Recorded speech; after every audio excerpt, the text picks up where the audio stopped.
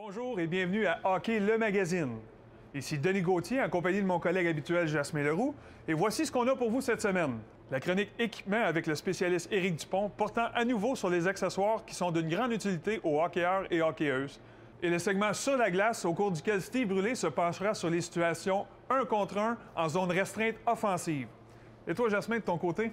Bien, moi, cette semaine, je vous propose une incursion dans l'univers de Yannick Gourde à travers une entrevue. Yannick Gourde, ce jeune attaquant qui, sans pression, sans attente, a réussi à faire sa place pour maintenant s'établir de plus en plus avec le Lightning de Tampa Bay. Ce sera très intéressant. Mais tout d'abord, une belle entrevue que j'ai réalisée avec Jacob Gaucher, un défenseur et capitaine au niveau Midget 3 des Gaulois de Saint-Hyacinthe, qui a un parcours scolaire absolument fascinant. Je vous propose ça dans quelques instants. Hockey le magazine, c'est parti!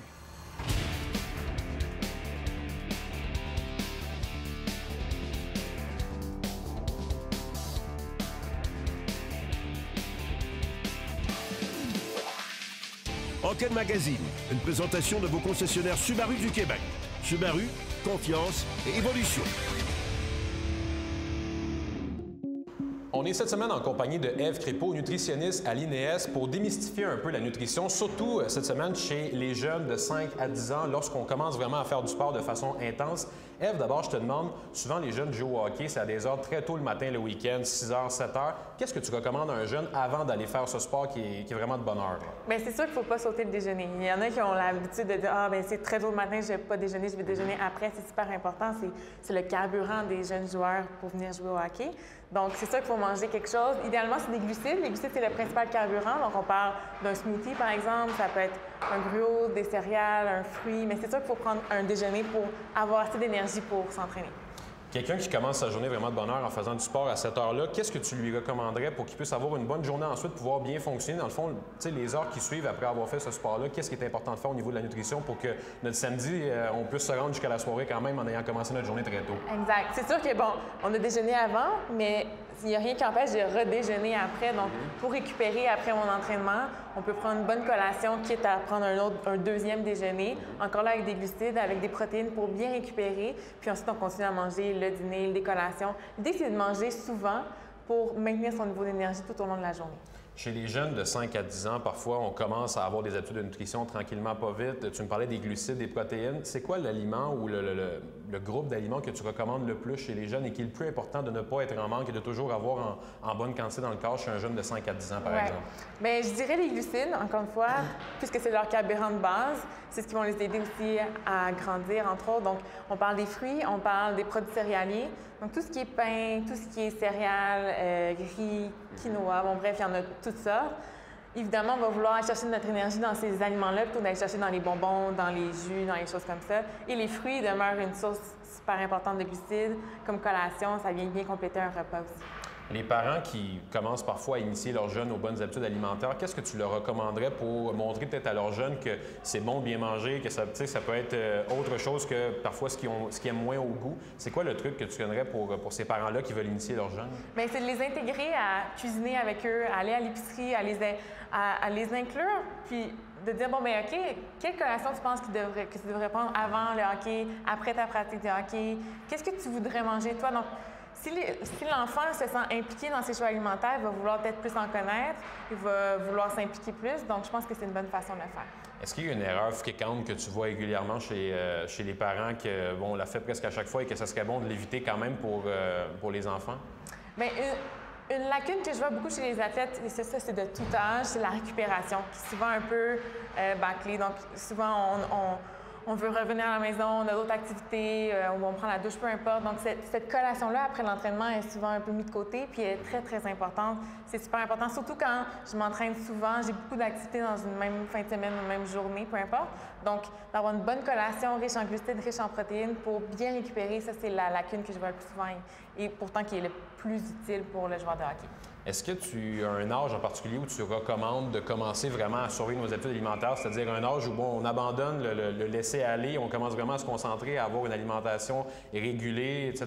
Est-ce que 5 à 10 ans, c'est trop jeune? Ou... Bien, je pense pas que ce soit trop jeune. Moi, ça arrive de voir des parents qui viennent avec leur enfant parce qu'ils s'inquiètent, parce qu'ils mangent peut-être pas assez, parce qu'on veut optimiser sa croissance, mais en plus, ils jouent au hockey souvent. Donc, il n'y a pas d'âge, je vous dirais. C'est sûr que je vais pêcher pour ma paroisse, la nutrition, c'est super important. Donc, à tout âge, surtout pour un enfant, un adolescent qui grandit. Donc, il a besoin énormément d'énergie juste pour sa croissance. Et en plus, il y a le sport. Donc, je pense qu'à justement, à ces âges-là, c'est pertinent de venir voir un nutritionniste, de voir comment est-ce que la famille peut modifier l'alimentation entourant l'entraînement du jeune. Bien, les parents et les enfants sont prévenus. Merci beaucoup, Ève. Ça me fait plaisir. Cette semaine à la question quiz. Actuel attaquant du Lightning de Tampa Bay depuis 2016-2017, Yannick Gourde a fièrement défendu les couleurs des Tigres de Victoriaville dans la LHJMQ de 2009 à 2012. Avec quel joueur du Canadien a-t-il fait la pluie et le beau temps au cours de son passage dans les Bois-Francs? Est-ce que c'est A. Jonathan Drouin, B. Philippe Danault ou C. Charles Hudon? La réponse après la pause.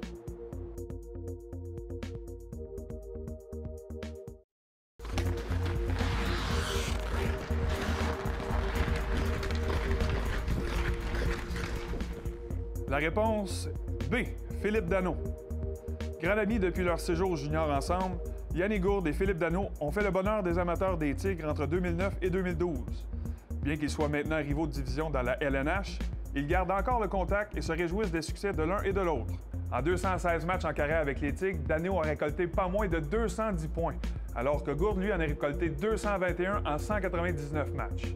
On a d'ailleurs rencontré l'attaquant du Lightning dans le cadre du segment « Parcours vers la LNH ». Mon parcours au hockey mineur, j'ai joué mon hockey mineur dans l'Aubinière. Puis après, j'ai joué Pee-Wee 2A pour l'Express de la Rive-Sud. J'ai monté tranquillement. J'ai fait une année à l'Académie Saint-Louis à Québec. Puis après ça, j'ai joué au budget espoir sur la Rive-Sud de Québec. J'étais allé budget 3 à Jonquière. Puis finalement abouti avec les Tigres de Victoriaville à 18 ans. J'ai joué Bam-Tam 2B, puis on avait gagné la Coupe Dodge cette année-là, puis je pense que c'était vraiment un bel accomplissement, on avait vraiment une belle équipe, puis remporter la dernière game de l'année, c'est toujours plaisant. Je pense que dans des tournois comme ça, c'est assez exceptionnel. Dans le hockey mineur, c'est sûr que je pense que chaque entraîneur peut avoir son rôle à jouer dans le développement de chaque joueur. Puis c'est sûr que je fais pas exception à la règle. J'en aurais beaucoup à nommer, mais je pense que mon entraîneur qui a vraiment fait une différence, je pense que ça a été Yannick Jean au niveau quand je suis arrivé junior majeur. Je pense qu'il m'a vraiment donné un bon coup de main pour que je performe au niveau professionnel. Une aréna que j'ai vraiment adoré jouer, je pense encore une fois, je pense que ça serait le Colisée Pepsi. L'ambiance dans le Colisée, je pense que c'est assez incroyable. Puis j'ai joué quelques matchs après ça, après le tournoi Pee-Wee, j'ai joué quelques matchs au niveau junior majeur contre les Remparts. Puis à chaque fois, c'est des moments vraiment spéciaux, c'est des moments inoubliables. L'ambiance est incroyable. Puis c'est vraiment des moments qu'on apprécie avec du recul. J'avais été appelé, ils m'ont fait monter à Columbus comme joueur d'extra. Il y avait quelques blessés à ce moment-là de l'année. C'était il y a 2 ans. Puis j'ai pas joué à Columbus. Pendant le match de Columbus, il y a quelqu'un qui s'est blessé. Après le match, on s'en allait à Toronto. Je savais pas ce qui allait se passer. En arrivant à Toronto, en arrivant à l'hôtel, John Cooper, il m'a regardé et dit « Demain, tu rentres dans le line-up, mon homme. » La nuit était un petit peu plus difficile. J'étais vraiment stressé. Puis encore une fois, on veut faire revivre ces moments-là en famille. On veut que les personnes qui nous ont soutenus tout le long de notre carrière soient présentes. Donc, on a fait quelques téléphones pour s'assurer que le plus de monde de ma famille puisse être là. Puis au niveau du match, c'est sûr qu'avant le match, t'es stressé un petit peu, mais une fois que la rondelle elle tombe sur la glace, game's on, puis tu joues ta game, tu essaies de faire du mieux que tu peux, tu essaies d'aider ton équipe à gagner. Puis c'est un petit peu avec la mentalité là, que j'ai joué mon premier match. Bien, je pense que c'est de rester soi-même. Je pense pas que essayer de jouer un différent rôle ou d'être une différente personne va t'aider dans des situations comme ça. Je pense que on apprend à chaque call-up que j'ai eu, j'ai appris. Puis je pense que le dernier call-up que j'ai eu, j'ai vraiment saisi ma chance. Je me suis dit, gars, faut que je joue ma game, faut que je joue la game que je joue à Syracuse dans la Ligue américaine. Puis je suis arrivé avec plus de confiance, puis j'ai joué de la façon que je suis capable de jouer. Puis c'est un petit peu pour ça, je pense que j'ai connu du succès sur mon dernier call-up avec le Lightning. J'ai joué les 18 derniers matchs de la saison, puis j'étais très satisfait du résultat. Là. Ben, je pense que le plus grand conseil, c'est vraiment à chaque fois que tu mets les patins, il faut que tu essaies de te surpasser, il faut que tu essaies d'être meilleur qu'hier. Essayer de toujours s'améliorer, il y a toujours quelque chose à améliorer. Tu n'es jamais assez rapide, ton tir n'est jamais assez puissant, t'as jamais assez de... Tu peux toujours améliorer tes mains. Fait que, il y a toujours quelque chose à travailler, puis je pense que ça, c'est la partie qu'un jeune doit retenir, c'est de toujours se surpasser, pousser nos limites pour devenir meilleur.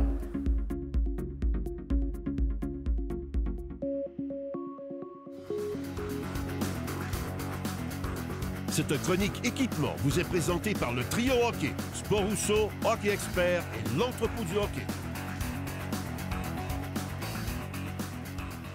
Cette semaine, à la chronique équipement du Trio Hockey, on poursuit une discussion sur les divers produits qu'on peut trouver en magasin pour aider les joueurs de hockey, et on fait ça avec Éric Dupont, notre spécialiste.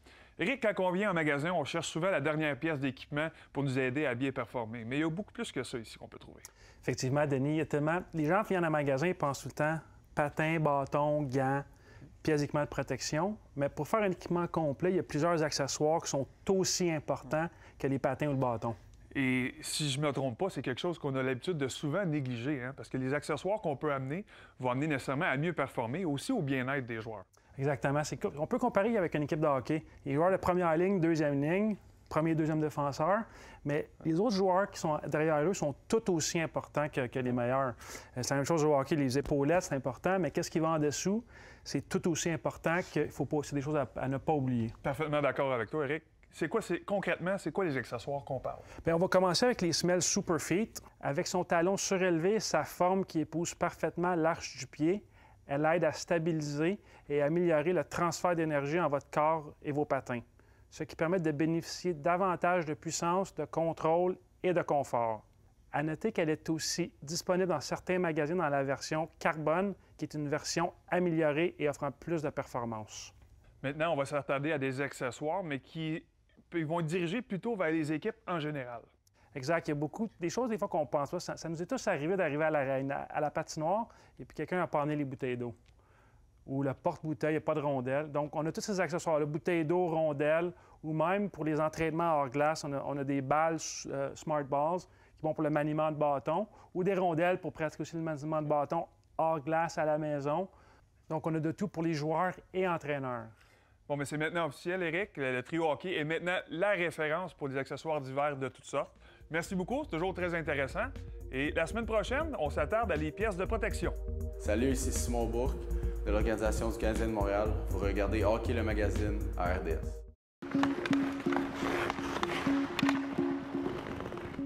Un des plus gros défis auxquels ont à faire face les joueurs de hockey en 2017, c'est de ne pas être à la hauteur lorsqu'on parle des études. On a trouvé aujourd'hui une histoire qui va vous prouver comment on peut réussir à bien conjuguer ces deux milieux.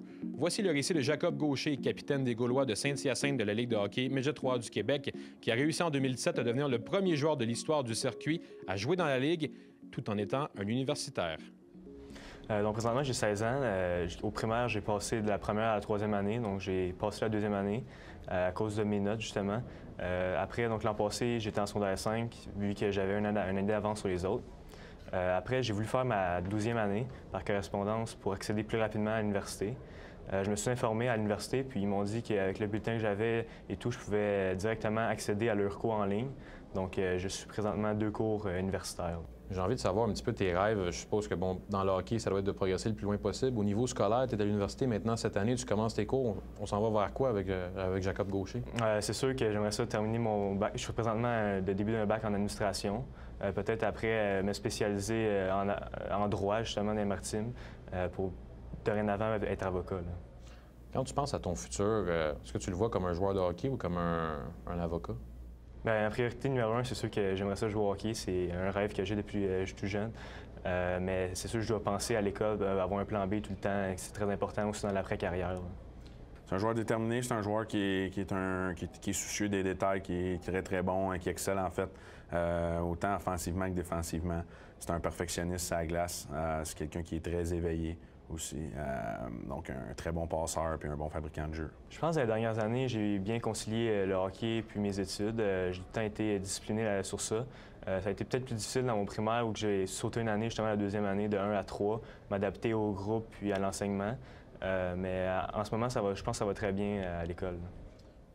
Tu es capitaine dans ton équipe de hockey, tu es une inspiration absolument pour tes coéquipiers. Tu es à l'université. Est-ce que des fois, tu as l'impression que tu as beaucoup de pression sur tes épaules pour un gars de 16 ans? Comment tu vis avec cette pression-là de performer vraiment à tous les niveaux, à tous les moments? Je pense que je vis très bien avec ça. Je la ressens pas nécessairement. Je pense que moi, à chaque fois que je vais sur la glace, j'essaie de performer le mieux possible. Dans mes études aussi, à chaque matin, j'ouvre mes livres de bonne heure. Puis c'est un peu ma motivation de montrer ce que je fais justement à l'université. Mais en fait, Jacob, il nous rend vraiment la vie facile. C'est quelqu'un qui est au niveau de l'organisation, maturité, c'est quelqu'un qui est au-dessus de la moyenne, on va dire. Quand il est dans ses livres, il est focus dans ses livres. On n'a pas vraiment besoin d'avoir à vérifier ou valider, en fait, le temps qu'il passe. On sait que c'est pas quelqu'un qui perd son temps. Donc, quand c'est le temps de mettre l'effort puis les yeux dans les livres, là, il passe beaucoup de temps. Puis, de l'autre côté, quand il arrive dans le vestiaire, c'est quelqu'un qui est à 100% impliqué puis engagé dans la réussite de notre équipe aussi. Je pense pas que c'est un parcours qui est nécessairement possible pour tous les joueurs, mais en termes d'inspiration ou d'exemple de grand frère, je pense que oui, c'en est un. Pour la petite anecdote, Jacob, 16 ans, aide ses coéquipiers de 17 ans à terminer leurs études secondaires lorsqu'ils ont certaines difficultés au niveau scolaire. Et s'il rêve toujours de hockey professionnel, il se voit également être avocat dans le futur. Pas mauvais comme plan B, il faut bien l'avouer. Jasmin Leroux pour Hockey le Magazine. Ici Frédéric Gaudreau des Prédateurs. Vous regardez Hockey le Magazine à RDS.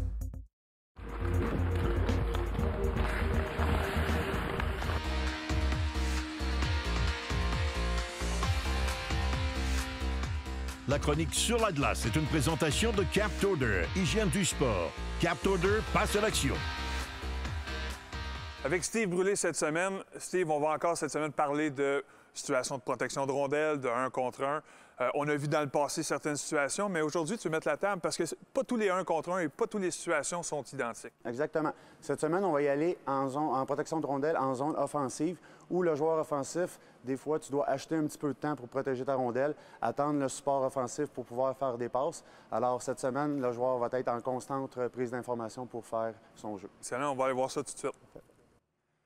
Cette semaine, dans l'exercice que tu veux nous présenter, c'est encore une situation de protection de rondelle, mais maintenant, c'est dans la zone offensive, le long de la rampe, c'est ça? Oui, exactement. On va y aller en situation où est-ce que le joueur offensif essaie d'acheter du temps dans un match lorsqu'il n'a aucun support ou essaie d'aller complètement au filet lorsqu'il y a une ouverture, donc ça doit d'acheter un petit peu de temps, donc être en prise d'information. OK, je te laisse aller. Good.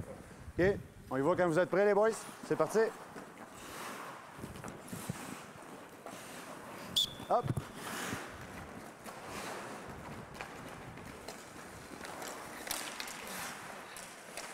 Good. Excellent. C'est vraiment à l'attaquant de flairer le trou qu'il y aura que le défenseur va laisser. Il n'est pas obligé de partir tout de suite au sifflet. Lui, il trouve le trou. Au sifflet, il peut venir en haut, venir en bas, puis remonter en haut. Parfait. Donc, c'est vraiment trouver l'ouverture, de prendre qu'est-ce que le défenseur lui donne. C'est bon. OK? Allez-y.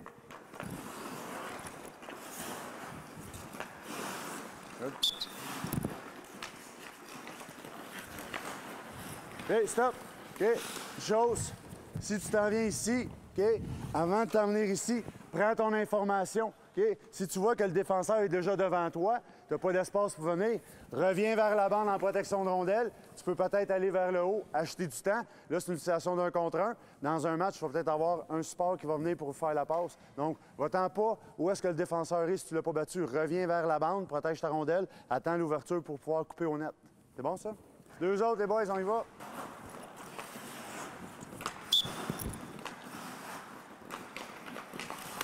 Oh, OK, ici, OK, même chose. Tu t'en viens ici, le défenseur ici. Ça ne donne rien de tourner vers le défenseur, tu exposes ta rondelle. Une option que tu peux faire, c'est juste de, hop, tourner ta rondelle, OK, protéger ta rondelle et venir attaquer le filet comme on a fait tantôt quand on faisait du statique. OK? C'est le même principe. Donc, protège ta rondelle, viens pas exposer la rondelle au défenseur. OK? Tourne ton corps, éloigne la rondelle du défenseur le plus possible. OK? Allez-y. Good. OK. Même chose.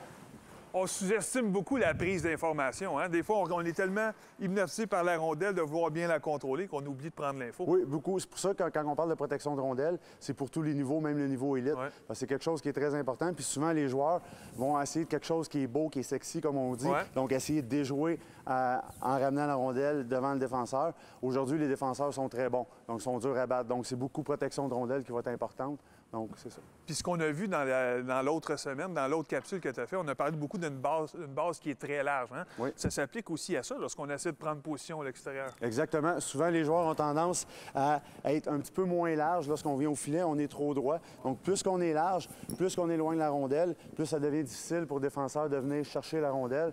Donc, il faut être en constante. Il faut tout le temps être en prise d'information, être le plus large possible, rendre ça difficile pour le défenseur. On a tout compris ça, les gars? On va retourner voir ça. C'est parti!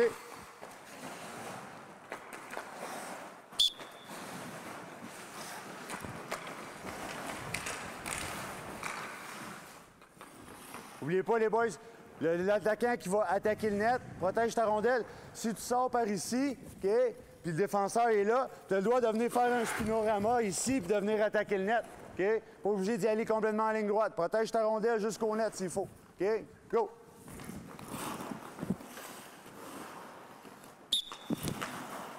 Bouge la tête, prise d'info. Good. Beaucoup mieux, beaucoup mieux. Excellent. Good. Excellent. Excellent. Good. Beaucoup mieux. Alors, on touche à beaucoup de choses lorsqu'on fait un exercice comme ça. La base large, les mains loin, la prise d'information, ça, c'est excellent. On se rend compte que plus on le pratique, plus on devient habile et on devient fort dans cette situation-là, on augmente nos chances de succès. Exactement. Dans la Ligue nationale, moi, je pense tout le temps à des joueurs comme Joe Thornton, Jaromir Jagr, qui ont joué longtemps, que c'était pas les joueurs les plus rapides, mais qui étaient excellents en protection de rondelles, avec une bonne vision. La prise d'information pour eux est excellente. Donc, c'est sûr que lorsqu'on tombe dans une situation de match, lorsqu'ils vont avoir des joueurs en support, ça va créer beaucoup d'offensives. Tu as bien raison. Ils m'ont fait tuer à plusieurs reprises, eux autres. Merci beaucoup, Steve. Et nous, on se voit la semaine prochaine. Alors, c'est déjà tout pour notre émission de Hockey le Magazine. La semaine prochaine, pour vous, Jasmin Leroux rencontre le préparateur physique Stéphane Dubé, qui s'attardera à l'entraînement des joueurs au niveau midget. Une entrevue avec l'ancien attaquant du Canadien, Mathieu Darche, un homme aussi doué sur la patinoire que sur les bancs d'école. La chronique équipement, qui présentera diverses pièces d'équipement de protection. Et le segment Sur la glace avec Martin Brochu. Tout ça et beaucoup plus à Hockey le Magazine. Hockey le Magazine vous a été présenté par vos concessionnaires Subaru du Québec. Subaru, confiance et évolution.